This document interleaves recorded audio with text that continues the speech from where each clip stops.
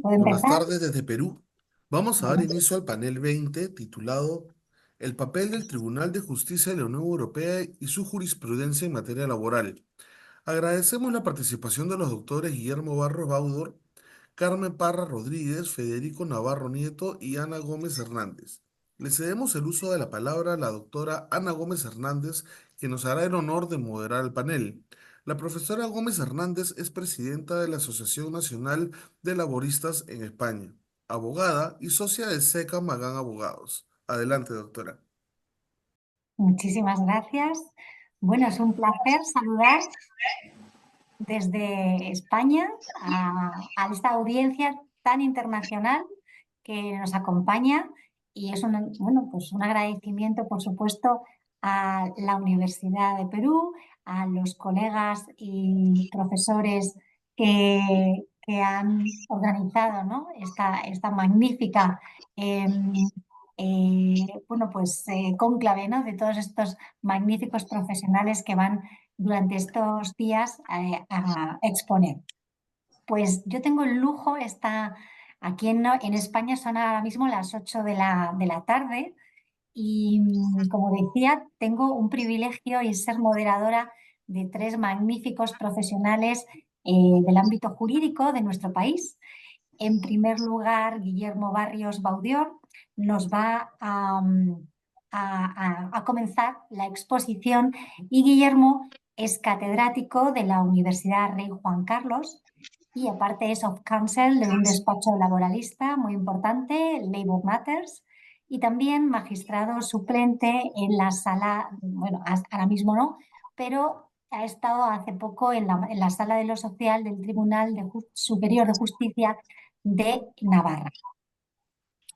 Pues Guillermo, cuéntanos cómo es tu visión desde un plano más general del papel tan importante que ocupa el Tribunal de Justicia de la Unión Europea en el ámbito laboral. Gracias, Ana, por tu presentación. Y bueno, pues en primer lugar me sumo a los agradecimientos a la Academia Peruana de Derecho, a Jorge Luis Collantes y a su equipo por la organización del Congreso, a los colegas que están compartiendo conmigo mesa, Federico, Carmen y Ana, en tu papel de moderación, y especialmente pues a las personas asistentes a este panel, ya sea de manera síncrona o en diferido a través de las redes sociales. Bueno, la verdad es que bueno, pues el papel lo que es el Tribunal de Justicia de la Unión Europea en nuestro país y todo el ámbito de la Unión Europea es un papel súper relevante, es indiscutible cuál es la incidencia que tiene. Probablemente muchas de las personas que asistan a este panel no conozcan muy bien la dinámica del tribunal. El Tribunal de Justicia de la Unión Europea es un ente jurisdiccional que tiene su sede en Luxemburgo y que es el intérprete máximo pues, del todo lo que es el elenco normativo de la Unión Europea. Al Tribunal de Justicia de la Unión Europea no pueden acudir los ciudadanos de manera directa. El procedimiento habitual es que los órganos judiciales acudan al mismo para resolver dudas respecto de la concordancia del derecho nacional, en este caso el español, el portugués, el francés, con la normativa europea, y el Tribunal de Justicia de la Unión Europea lo que hace es responder a esas consultas que hacen los órganos nacionales, los órganos judiciales nacionales, respecto de esa aplicación del derecho de la Unión Europea en los distintos estados. Ese mecanismo de consulta está muy tasado y se llama cuestión prejudicial y depende un poco el bagaje histórico que tenga los distintos estados, pues el planteamiento de cuestiones prejudiciales por parte de los tribunales en sus distintas instancias pues es más o menos elevado en el tiempo. España, que es, bueno, coincidiendo que los tres ponentes, los cuatro asistentes en este panel somos de España. España tiene un nivel adecuado a su tamaño dentro del papel que juega nuestro país en la Unión Europea. Es similar al número de cuestiones prejudiciales que plantean pues, países del tamaño nuestro, Francia, Alemania, Italia, etcétera. Pero sí que es verdad que hay una tendencia muy importante, especialmente en el orden social de la jurisdicción, de acudir al Tribunal de Justicia de la Unión Europea para resolver muchísimas dudas de interpretación legislativa en clave de derecho europeo. Bien, sobre la base de ese papel que juega el Tribunal de Justicia de la Unión Europea, el hecho de que se planteen cada vez más cuestiones prejudiciales por parte de nuestros tribunales, pues hace que todo lo que venga de la doctrina social, doctrina también de otros ordenamientos, otras áreas de conocimiento, pero especialmente de la doctrina social del Tribunal de Justicia, pues sea especialmente relevante en cuanto que su criterio es vinculante para los órganos jurisdiccionales nacionales. Bien, yo en este caso, Ana, si me permites, no quisiera ponerme ahora a detallar, probablemente pues mis compañeros quieran entrar a analizar pues, al respecto supuestos más o menos novedosos, casos más o menos interesantes que haya resuelto el Tribunal de Justicia de la Unión Europea.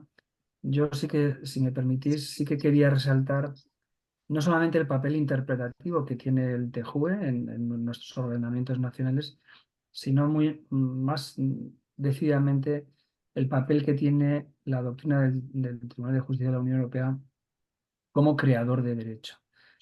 Como regla general, como papel principal, como os decía, el TJUE interpreta pues, si tal o cual disposición normativa nacional se ajusta o no pues, a lo establecido en el derecho de la Unión Europea, ya sea derecho originario, derecho derivado, sean reglamentos, sean tratados, directivas, etcétera, ¿no? Pero no solamente tiene ese papel interpretativo, sino que con ocasión de su doctrina social tiene un verdadero papel creador de derecho.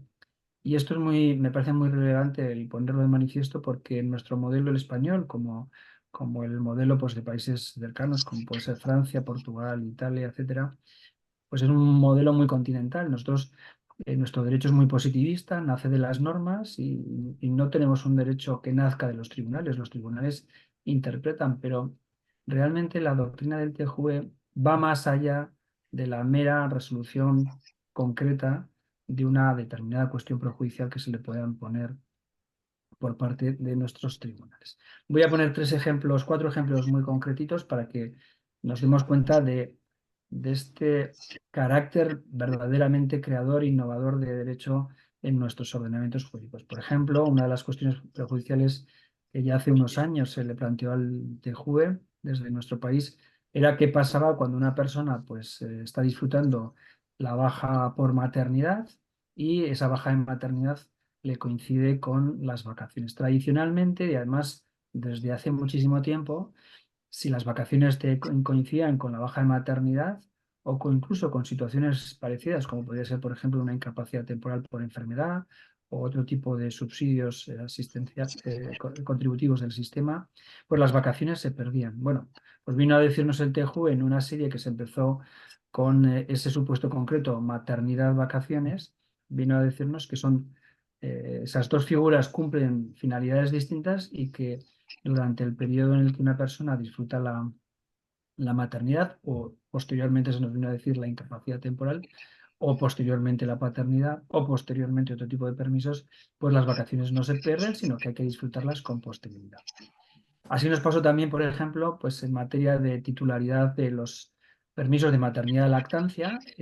Durante mucho tiempo han sido de titularidad fundamentalmente y exclusivamente femenina, pero una sentencia también muy importante en materia de lactancia, el Tribunal de Justicia de la Unión Europea nos vino a decir que la titularidad del permiso de lactancia exclusivamente femenina pues no era acorde al derecho de la Unión Europea. Y de ahí ha venido el que en países como el nuestro, tanto la maternidad como la paternidad, tanto la lactancia, el cuidado de los recién nacidos, de las personas adoptadas o acogidas, sean derechos de titularidad compartida por parte de los Dentro de 10 distintos días preguntaremos a ver qué ha pasado, pero está progenitores. Y también en esta materia creadora del derecho, un caso paradigmático en materia de no discriminación, pues ha sido el planteamiento de la potencial equiparación de la enfermedad con la discapacidad. Si nosotros tenemos algún tipo de represalia jurídica con personas que están en situación de discapacidad y el motivo de esa decisión jurídica pues tiene que ver con la discapacidad, no hay otro motivo causal, pues la decisión que se tome puede considerarse contraria a derecho, nula por discriminatoria. Bueno, pues al TJUE se le ha planteado también si las enfermedades cortas o sobre todo las enfermedades de larga duración si son equiparables a la discapacidad.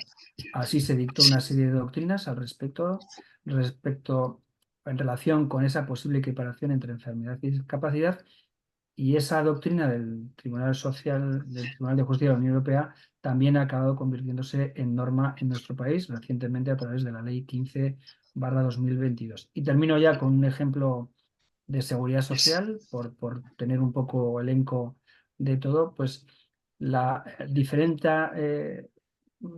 diferente tratamiento de los trabajadores a tiempo parcial y los trabajadores a tiempo completo en el ámbito de la seguridad social, exigiendo a las personas a tiempo parcial pues mayores cargas para poder generar prestaciones propias, por ejemplo, de incapacidad permanente o de jubilación, también ha sido corregido por el Tribunal de Justicia de la Unión Europea en atención fundamentalmente a que las personas que trabajan a tiempo parcial, en su gran mayoría, dato estadístico, que es una gran aportación del TJV, pues son mujeres. Eso ha derivado en diferentes reformas legislativas en el ámbito de nuestro sistema de seguridad social, sobre todo, ya digo, en pensiones de incapacidad permanente y de jubilación, y últimamente con el Real Decreto Ley 2/2023 se han producido unos efectos de equiparación de carencia, de cálculo de las prestaciones, tanto si eres trabajador a tiempo completo como si eres trabajador a tiempo parcial. Bueno, son unos ejemplos muy sencillitos para ver que el papel del Tribunal de Justicia de la Unión Europea no solamente es un papel interpretador de la legalidad o de la adaptación del derecho nacional a las disposiciones de la Unión Europea, sino que además va más allá, pues alcanzando o teniendo un papel protagonista como impulsor, como promotor, como creador, que es un poco pues el objetivo un poquito de esta primera intervención, como creador del derecho en las legislaciones nacionales. Entonces, respondiendo a tu pregunta, Ana, el papel del TJUE no solamente es importante desde esa perspectiva interpretadora, sino que es doblemente importante de esa doble perspectiva interpretadora y creadora de derecho. Muchísimas gracias, Guillermo.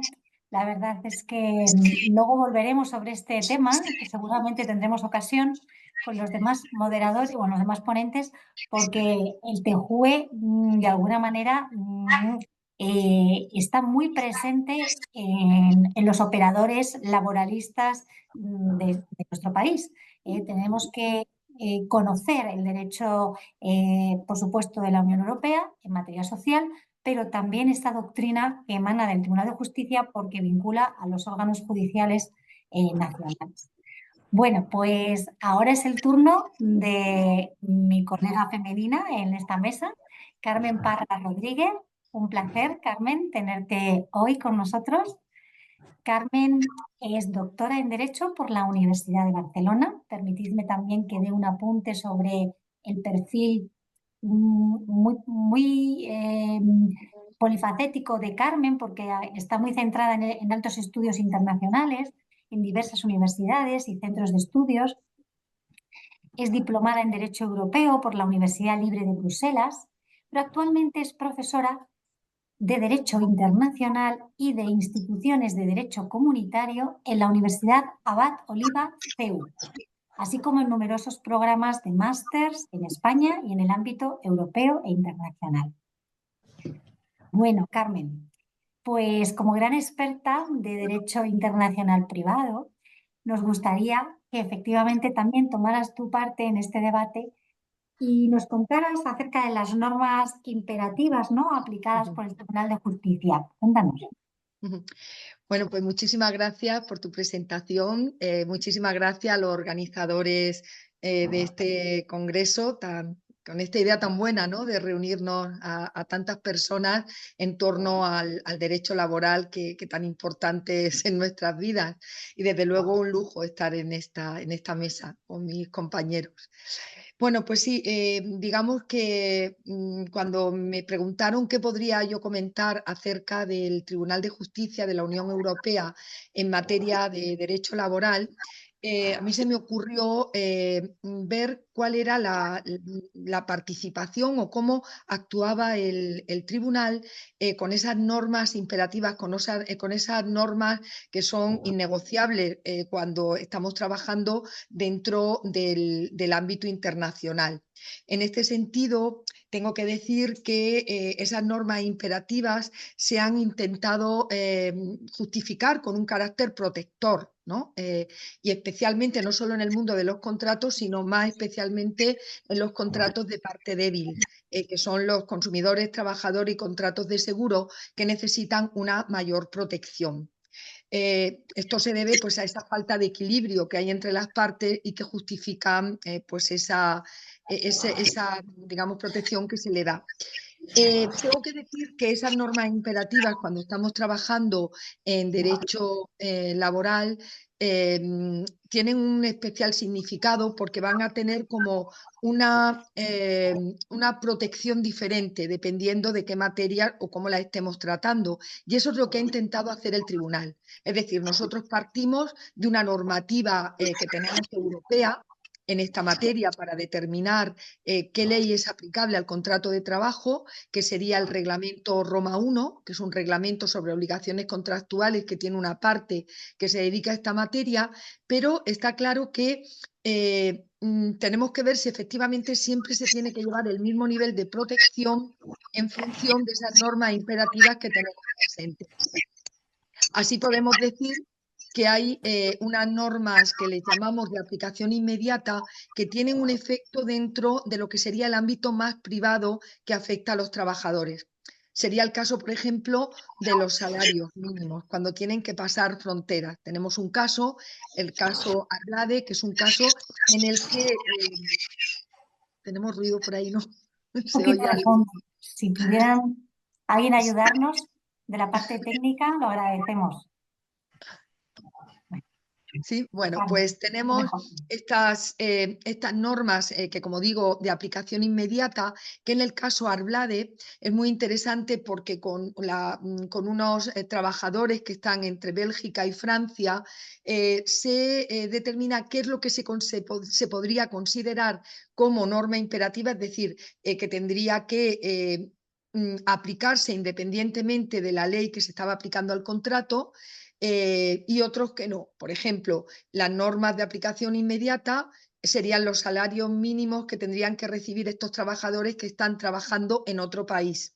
Y por tanto, considera el tribunal que tendría que tenerse en cuenta, y independientemente de lo que diga la ley de contratación, tener en cuenta esa subida salarial. Sin embargo, en esa misma sentencia nos dice que hay otros aspectos relacionados pues, con registros, con exhibición de documentos, que en ese caso no son necesarios. Es decir, que hay, en base al principio de equivalencia, si esos documentos o la ley belga ya está contemplando la protección de esos documentos, no es necesario que esas normas rompan de alguna manera o actúen sobre la ley aplicable al contrato. Esto además está muy reforzado por los principios que tiene la Unión Europea. Principios y libertades. Por un lado tenemos la libre circulación de trabajadores, que eso ya nos da un marco uniforme en el que digamos que los estados tienen como una tranquilidad a la hora de enviar a sus trabajadores a otros estados. Todos sabemos cómo ahora mismo podemos encontrar a una empresa irlandesa que puede estar trabajando en España con sus trabajadores. ¿Hasta qué punto esos trabajadores pues, pueden exigir una serie de derechos que se tienen en el lugar de ejecución del contrato en función de que ellos pueden circular libremente por la Unión Europea? Bueno, pues en ese sentido el tribunal es el que dice cuándo tiene sentido esa restricción o cuándo no.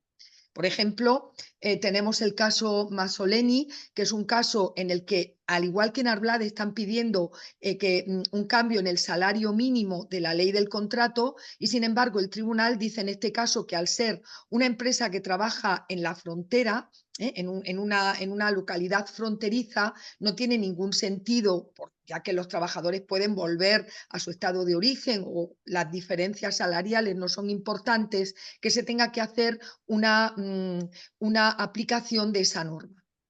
Luego, junto a esas normas imperativas, tenemos, por ejemplo, otro caso que es el caso Nikiforidis, que es el caso de un trabajador griego, un profesor griego que está dando clase en primaria en Alemania, pero bajo la ley griega, es decir, está contratado por el gobierno griego. Cuando se produce una devaluación de la moneda en Grecia, eso le afecta a él, a su salario, y pide de alguna manera que no se tenga o no se le aplique esa norma que en este caso tiene la ley del contrato, la ley del que lo ha contratado, para poder aplicarla en el país donde se está ejecutando el contrato. Y en este caso el tribunal entiende efectivamente que en estas condiciones le da la razón y dice que en este caso sí que estaría justificado que esa norma imperativa pues no se aplicara dentro del estado de ejecución del contrato. También juega el tribunal con los principios que tiene dentro de la Carta de Derechos Fundamentales y ahí funciona el principio de equivalencia, es decir, que lo utiliza en el caso Arblade cuando dice, vamos a ver, si ya tenemos un registro en Bélgica, no hace falta tampoco tenerlo en Francia, o si hay que estar inscrito en una mutua, si ya lo está en un estado, no hace falta tenerlo en la otra. Mientras que en el caso Nikiforidis lo que se aplica sería el principio de cooperación leal, en cuanto que se entiende pues, que los trabajadores que puedan estar sometidos a normas imperativas en un estado pues no tengan esa restricción que se le pueda dar en otro momento. Sin querer alargarme mucho más y porque tenemos esa segunda ronda que seguro que nos puede dar lugar a otras intervenciones, solamente yo haría una triple distinción dentro de esas normas que actúan dentro del derecho laboral y diría que tenemos disposiciones que están dentro del Roma I, que son disposiciones de otro país que no pueden excluirse mediante acuerdo de ninguna manera, y yo aquí, por ejemplo, incluiría el derecho a la huelga. Si a mí me contrata una empresa en un estado que no tiene derecho a la huelga, tenemos que ver cómo eso afecta, ¿no?, a los trabajadores que se encuentran dentro de ese estado. Luego tenemos las leyes de policía que actúan tanto interna como externamente. Por ejemplo, la esclavitud. Está claro que no se puede, que ahora mismo sería incomprensible tener una situación o defender algo que pudiera parecerse a esta situación jurídica. Y luego, como digo, estas normas de aplicación inmediata que estarían más relacionadas con lo que decía Guillermo en relación a los permisos de maternidad, que también hay diferencia entre los estados y que en base a esa modelación o esa modulación que hace el Tribunal de Justicia, vemos cómo, respetando esa libre circulación de trabajadores, el tribunal intenta que haya un equilibrio o que haya una manera de uniformizar todo el derecho que hay dentro de la Unión Europea. Yo creo que ya me paro aquí y dejo paso al siguiente ponente. Muchísimas gracias, Carmen. Bueno, y no, lo último se deja, es lo peor. Es muy interesante la intervención de Federico. Federico Navarro Nieto es catedrático de Derecho del Trabajo y de la Seguridad Social por la Universidad de Córdoba. Es actualmente director de la Cátedra de Negociación Colectiva y Relaciones Laborales de Andalucía y director del Máster Interuniversitario de Empleo, Estrategias y Gestión de Servicios y Políticas Territoriales de Empleo. Y me gusta decir algo que no conocía de él hasta hoy, es que ha sido galardonado, entre otros, con el Premio Nacional Trabajo y Seguridad Social para tesis doctorales, recibido por el Ministerio de Trabajo y Seguridad Social, y Premio Nacional Rafael Martínez Emperador por el Consejo General del Poder Judicial. Así que es toda una institución. Bueno, Federico, ¿qué nos vas a contar de este marco que tenemos sobre la mesa, ¿no?, el papel tan importante del Tribunal de Justicia? Gracias, Ana. Como quienes me han precedido en el uso de la palabra, pues para mí es un placer participar en este Congreso Mundial organizado por la Academia Peruana de Derecho y personifico en su director el doctor Collantes. Bueno, yo creo que ya las intervenciones que me han precedido pues, han dejado claro que en las relaciones entre el derecho de la Unión Europea y derecho interno rige un principio de primacía. Y ese principio de primacía del derecho de la Unión Europea también se extiende a la jurisprudencia del Tribunal de Justicia de la Unión Europea, que prevalece en la interpretación y aplicación del derecho de la Unión Europea dentro del derecho interno. Por tanto, la lectura de nuestro derecho interno tiene que serlo conforme al derecho de la Unión Europea y la interpretación que de ese derecho ha hecho el Tribunal de Justicia. Y esto, desde luego, afecta de lleno a instituciones fundamentales del derecho al trabajo en España. Por ejemplo, en el tema de la sucesión de empresas y los derechos de los trabajadores en la sucesión de empresas, tenemos una regulación que es el artículo 44 del Estatuto de los Trabajadores, y la interpretación que se ha hecho de ese precepto ha tenido que acomodarse a la jurisprudencia del Tribunal de Justicia para que sea conforme con la directiva sobre mantenimiento de los derechos de los trabajadores en los casos de cambio de titularidad empresarial, obligando al Tribunal Supremo Español a corregir su doctrina en este sentido. Y otro tema también muy importante es el de los despidos colectivos.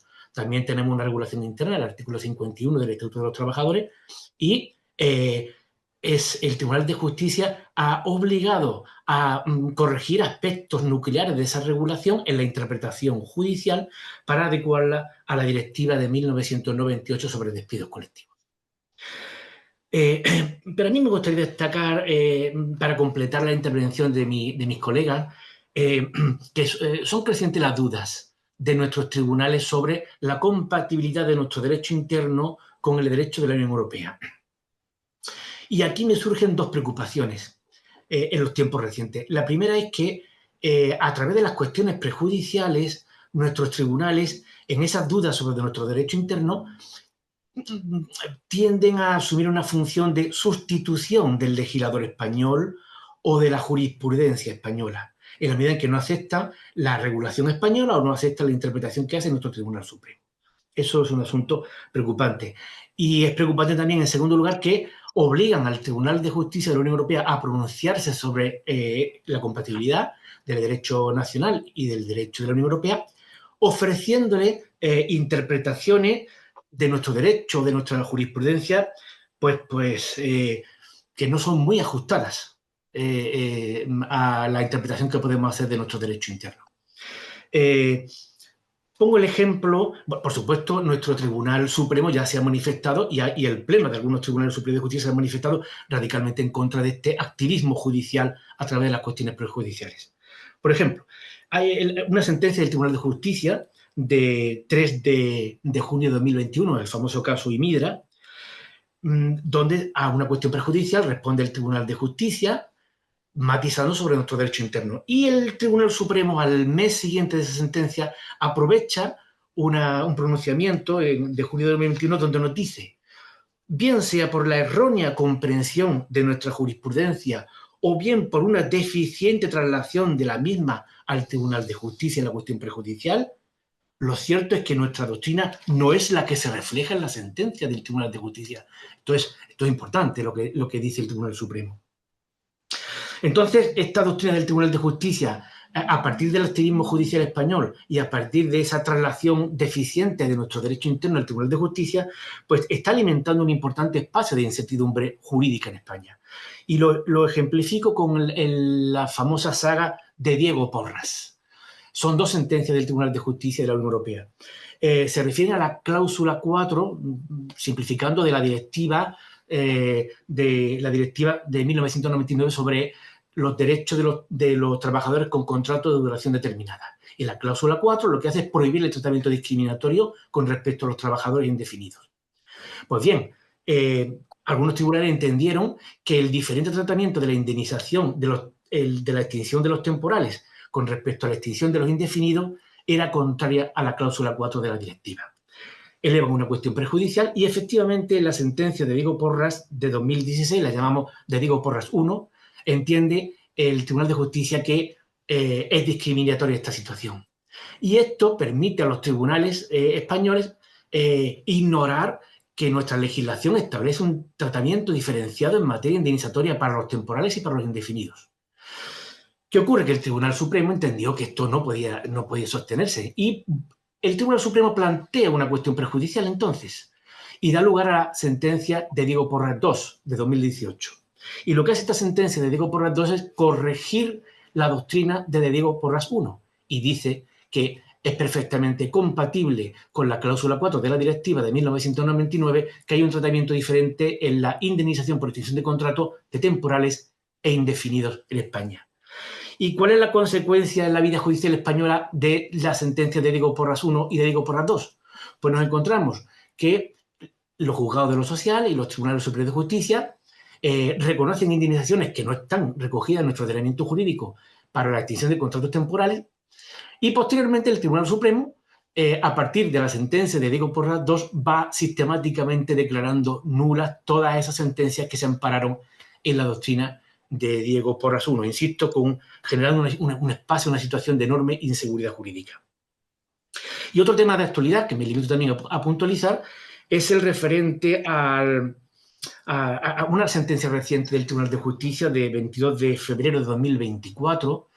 Este se refiere a la cláusula 5, para entenderlo, la cláusula 5 de la directiva de 1999, también sobre contratación temporal. Esta cláusula lo que nos dice es que tiene que haber una sanción efectiva para los supuestos de uso abusivo de los contratos temporales.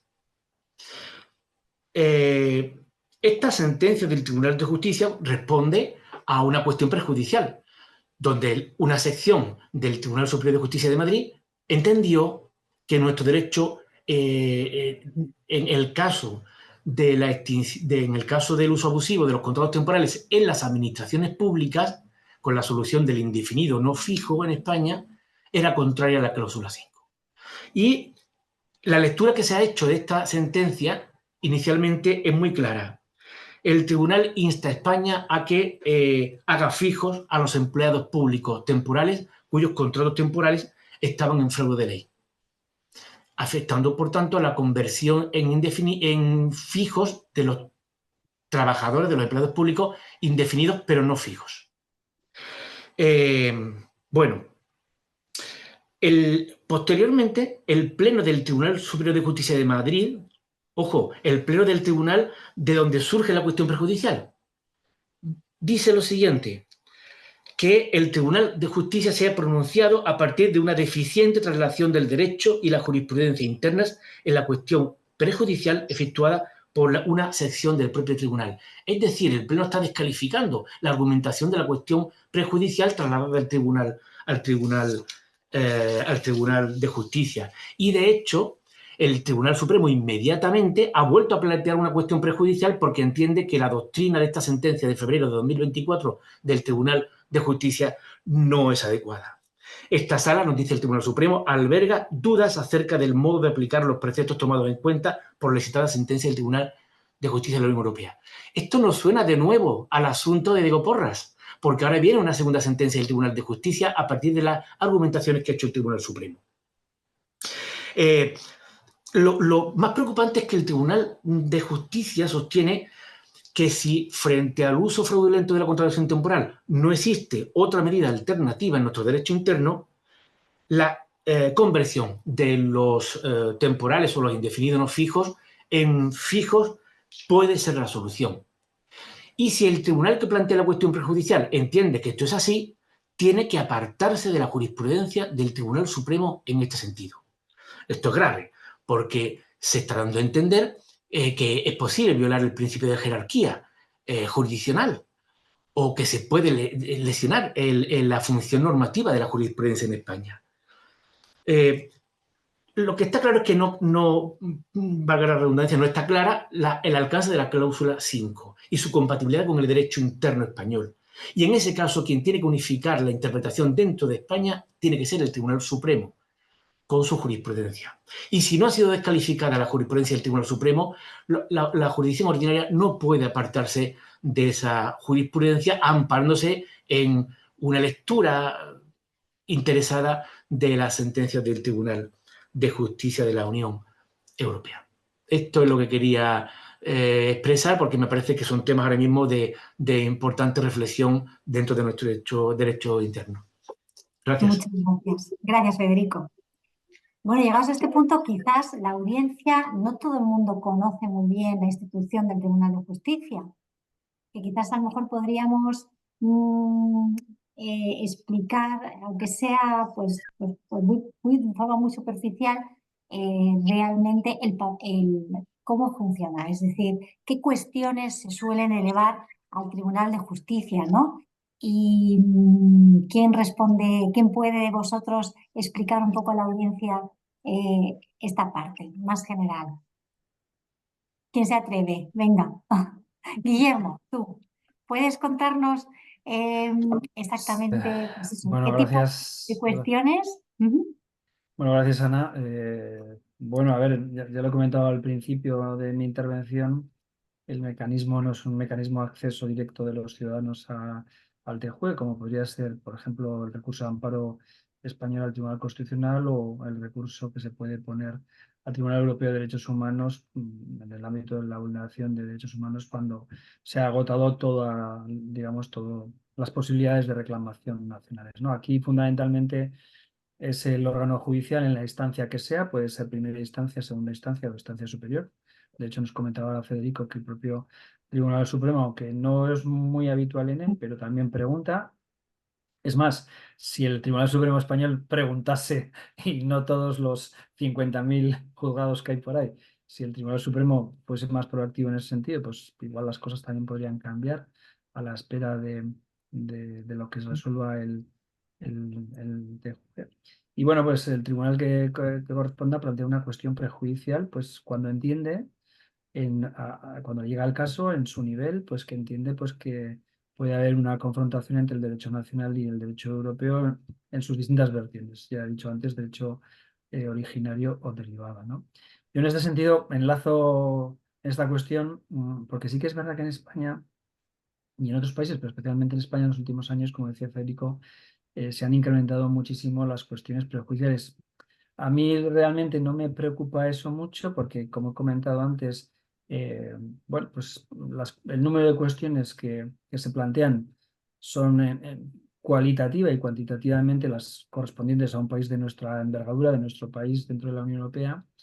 Pero sí que coincido con Federico, a ver si soy capaz de explicarlo esto bien. Aunque la cuestión prejudicial la plantea el órgano judicial correspondiente, quien plantea la cuestión prejudicial parte con ventaja. ¿Por qué? Porque en la cabeza ya tiene pensada la solución. Es probable que aquí haya una colisión entre el derecho nacional y el derecho de la Unión Europea y la fórmula de presentar la pregunta va dirigida a obtener determinada respuesta. Y lo ha dicho muy bien Federico, explicando no del todo bien lo que ocurre en nuestro ordenamiento jurídico, ya sea desde el punto de vista puramente normativo como del punto de vista judicial. Eso es lo que al Tribunal Supremo, con el último ejemplo que nos ha puesto Federico de los trabajadores indefinidos no fijos, no le ha sentado bien, porque dice, oye, te han preguntado a ver si nuestro sistema es acorde o no al derecho nacional, oye, pero eso no es cómo funciona nuestro sistema. Entonces, ¿qué es el problema que tenemos? No tanto el activismo judicial, que es comprensible, pues porque hay tribunales más activos, más estrellas que otros. Bueno, esto pues son las reglas de juego. En principio esa pregunta no viene mal a cualquiera de las partes en litigio, puede venir bien. El problema es cómo se pregunta y en qué se apoya esa pregunta. Eso es realmente el problema que tenemos hoy en día. Precisamente por eso, y retomando también la opinión de Federico, si el Tribunal Supremo es el que explica bien como órgano supremo del conflicto en legalidad ordinaria, decir, oye, mira, la norma española dice esto y nuestra interpretación es esta. Si es un órgano tan cualificadamente elevado el que hace la cuestión prejudicial, pues el riesgo de interpretaciones desviadas Diego Porras 1, Diego Porras 2, por ejemplo, pues se minimizaría. ¿Qué es lo que pasa? Pues que el jugador social X de no sé dónde, de repente se le ocurre preguntar con todo el derecho, ¿eh? O sea, yo ahí no quiero discutir nada, pero la forma, insisto, en la que se pregunta, en la que se plantea la cuestión prejudicial y eso que fundamenta la pregunta no está siempre bien explicado. Por eso, de forma muy resumida, digo, bueno, el juez tribunal que plantea la cuestión prejudicial pues tiene ventaja, porque generalmente la respuesta que va a obtener es al tipo de planteamiento de la cuestión prejudicial y en ese sentido coincido plenamente con Federico en las consecuencias negativas, esto sí que comparto, de ese presunto o de ese cada vez mayor activismo judicial en el planteamiento de cuestiones prejudiciales. Gracias, Guillermo. Y una pregunta para Federico o para Carmen. ¿Qué opináis? ¿Creéis que el Estado español es obediente a la hora de responder a las exigencias del Tribunal de Justicia? Federico, responde.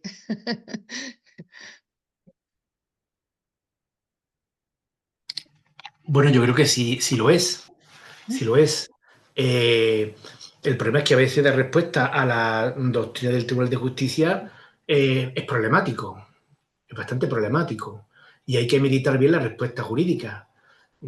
Podríamos ver qué respuesta damos nosotros a la sentencia que he comentado antes, de febrero de 2024, donde nos dice lo que está ocurriendo en la Administración Pública Española con el empleo temporal fraudulento no puede ser. Ustedes tienen que adoptar una medida que sea proporcionada y que sea disuasoria para resolver este problema.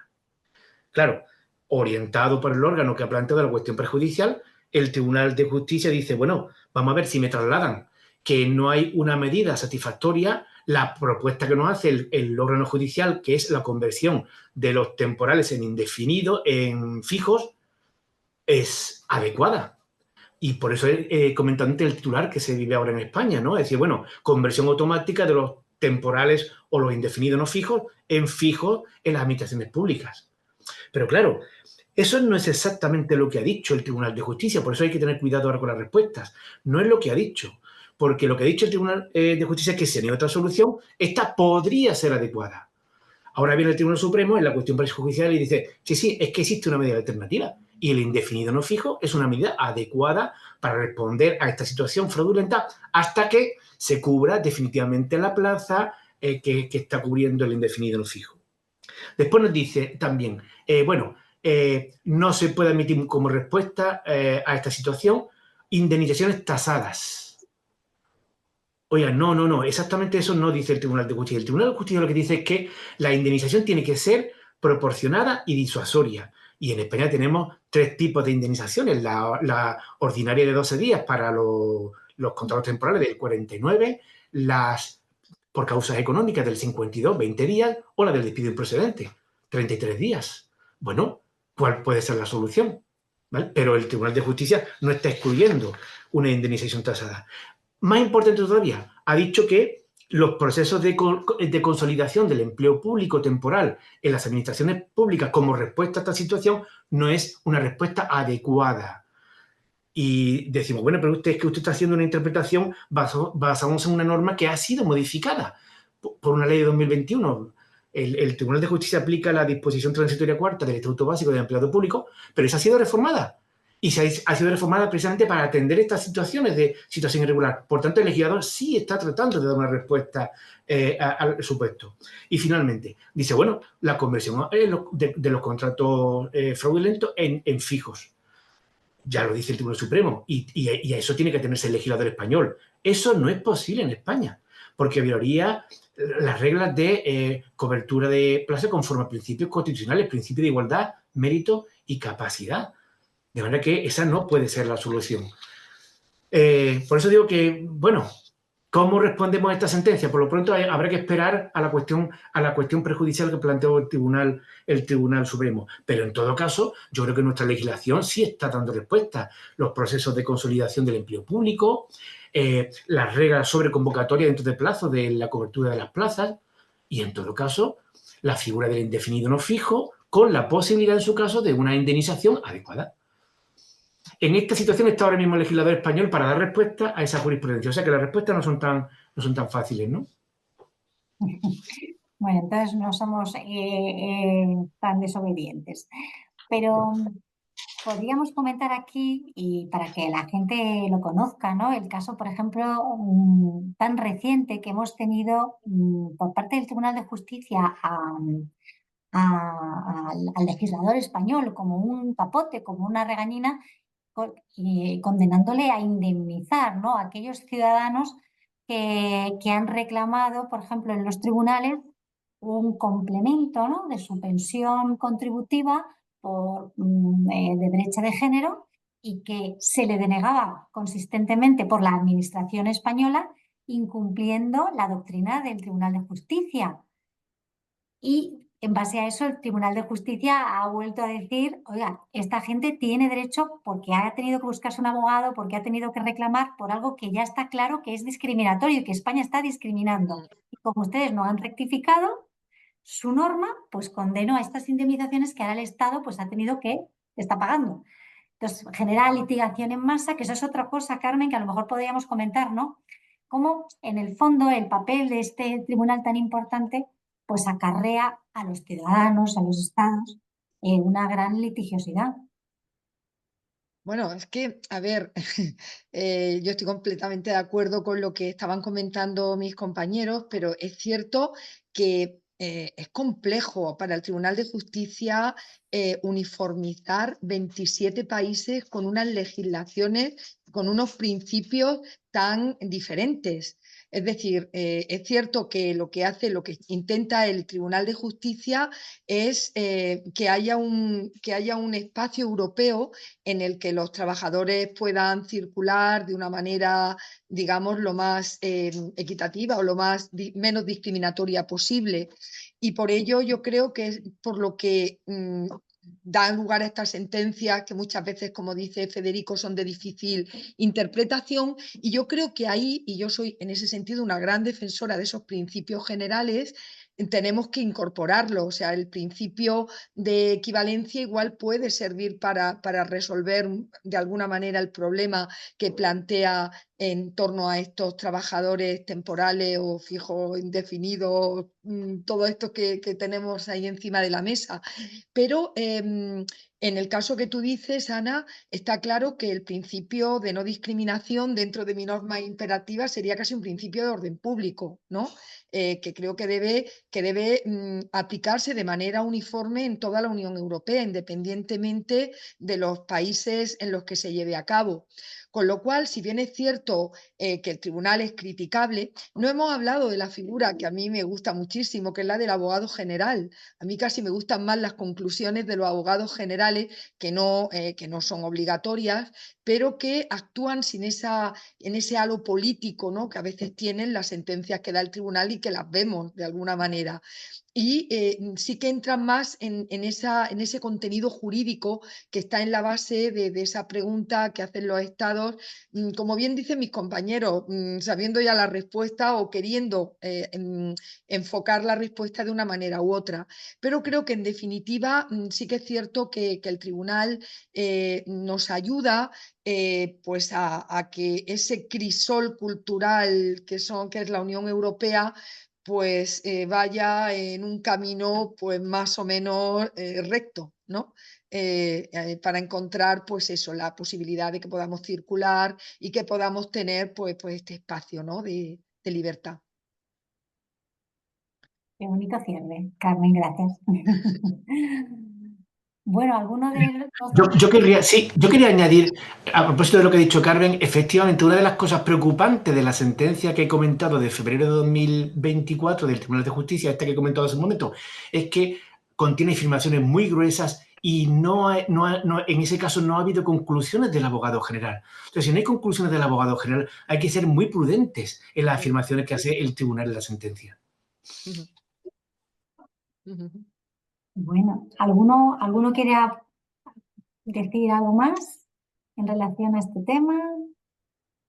¿Algún otro? Bueno, yo diría solamente que tenemos un reto por delante por todas las nuevas situaciones que se van a plantear a nivel de inteligencia artificial, todos los temas de nómadas digitales, donde la ley aplicable a la ejecución del contrato, que era como nuestro mantra, empieza a hacer aguas, ¿no?